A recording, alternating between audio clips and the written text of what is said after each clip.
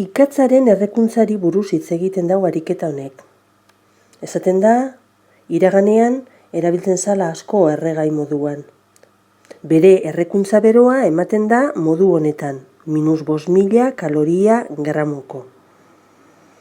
Eta bere beroaren aprobetxamendua, hau da, etekina eguneko 59,8koa dela. Orduan, lehengo idatziko dugu ikatzaren errekuntza. Hemen ikusten dozun moduan. Ikatza karbono solido moduan formulatzen dozu. Eta gero, aipatzen dira hidrokarburoak, ala nola propanoa, gaur egun erabiltzen diren ohiko erregaiak direla. Eta esaten da, erregai horren errekuntza beroa, -526,3 kilokaloria molekoa dela. Eta askatzen dan beroa eguneko egunean aprobetxatzen dela. Idatzi behar ditugu errekuntza erreazioak eskatzen dan moduan eta txertatu behar dugu bakoitzean beroaren datua. Idatzita daude erreazioak, bai ikatza eta propanoaren errekuntzak, baina beroa oraindik txertatu barik dago, bagarri jarri dugu hor beroa. Kontuan izan behar dozu, beroa txertatzen dozunean erreazio baten, balio negatibokoak eskuineko atalian jarri behar dituzula, kasu honetan erreazio biak exotermikoa dira, eta jarri behar dituzula moleko beroak, ez kilogramoko ero gramokoak. Begiratu nola ematen dan ikatzaren errekuntza beroa. -5.000 kaloria gramoko. Bestea berriz, -526 kilokaloria moleko. Bietako zein da txerta daitekena erreazioan zuzenean, moleko moduan adierazten dana, hau da, ipiniko dugu, zein dan bero hori propanoaren kasuan. Propanoaren kasuan, ipiniko dugu, beraz, hemen, 526,3 kilokaloria. Ikatzaren kasuan ezin dugu hori egin. Momentuz, ematen dalako, -5.000 kaloria erretzen dan gramo karbono bakoitzeko. Guk kaloria moleko nahi dugulez, egin behar duguna da, gramoak mol bihurtu. 12 gramo mol karbono bakoitzeko. Eragiketa hori eginez, lortzen duguna da, 60.000 kaloria minus ipintzen dugu adierazteko askatutako beroa dela, mol karbono. Hori da, mol karbono bat erretzen danean askatzen dan beroa. Kilokaloriatan ipiniko dugu, oso handia dalako, -60 kilokaloria. Beraz, hemen, orain bai, 60 kilokaloria jarriko dugu. Hori da, A atalean eskatzen zana. B atalean, esaten da, ikatzaren eta propanoaren bero ahalmena konparatzeko. Zer da bero ahalmena?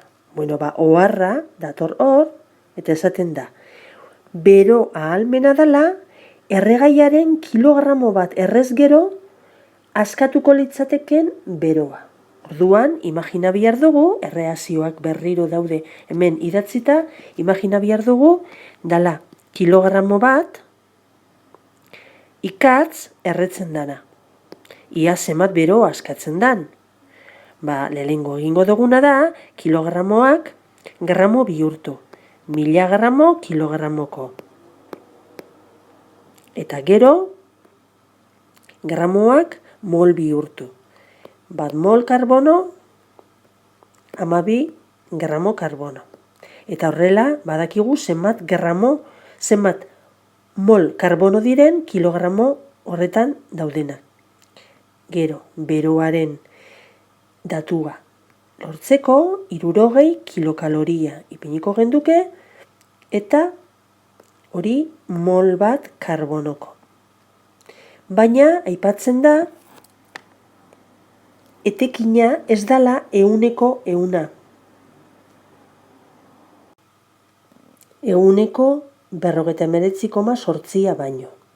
Horrek esan nahi du, eskuineko produktuak eta beroa bera bider 0,588 biderkatu behar ditugula.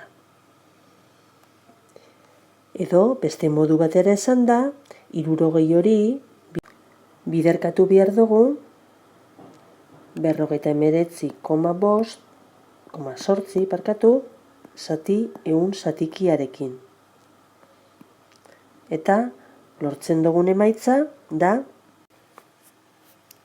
2.980 kilokaloria kilogramo karbonoko. Ero kilogramo ikatz. Gauza bera egin behar dugu orain propanoarekin. Kilogramo bat propano, ja ipiniko dugu gramotan. Moletan adieraziko dugu, gramoak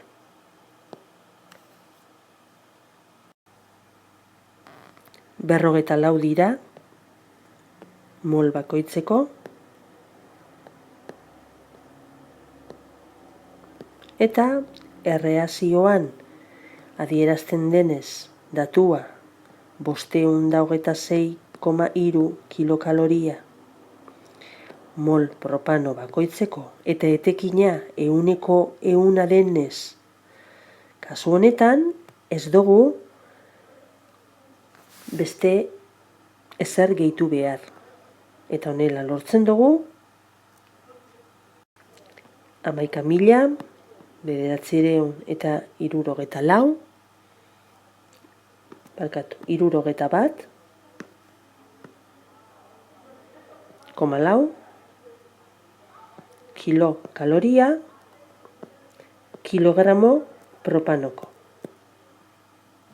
Hau izango da bero ahalmena propanoarena. Ikusten duzu ahalmen handiagoa daukala propanoak, askoz be kantitate handiago, energia handiago askatzen du erretzen den kilogramo bakoitzeko. Eta azken galdera, ondo irakurri behar dugu, ondo ulertzeko, ia zenbat kilogramo ikatz erre beharko genduke, kilogramo propano batek erretzean, berak erretzean, askatuko duen energia bera lortzeko.